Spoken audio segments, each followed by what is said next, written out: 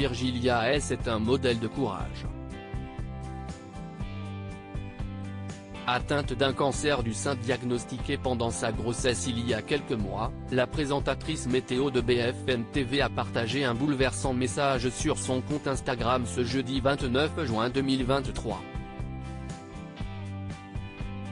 À cœur ouvert, elle est revenue sur son combat contre la maladie. Une période délicate que cette dernière traverse avec des hauts et des bas. C'est un combat qu'elle mène avec courage. En février 2023, Virgilia S a révélé être atteinte d'un cancer du sein diagnostiqué pendant sa grossesse.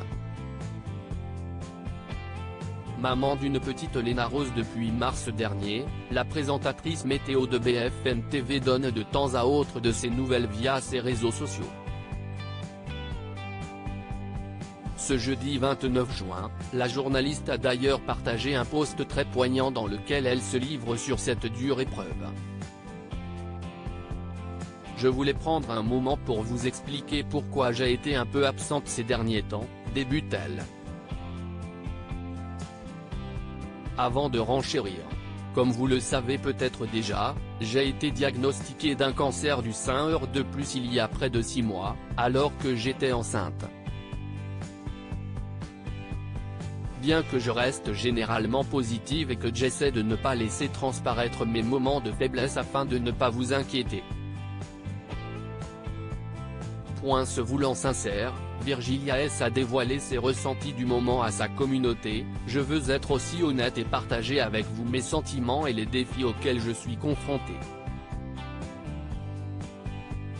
Car parfois je m'effondre et baisse les bras. Dans l'adversité, la journaliste peut compter sur le soutien de ses proches mais aussi sur celui de milliers d'internautes. Je sais que beaucoup d'entre vous ont vécu ou vivent actuellement ces moments difficiles, c'est pourquoi il me semble important d'en parler ici. J'espère que cela pourra aider ceux qui ressentent la même chose. Celle qui a récemment subi une chimiothérapie s'est également livrée sur ses espoirs de guérison. Les traitements contre le cancer sont incroyablement longs et épuisants. Je sais que je devrais me réjouir des résultats encourageants de ma dernière IRM, mais pour être honnête, ma joie est souvent de courte durée.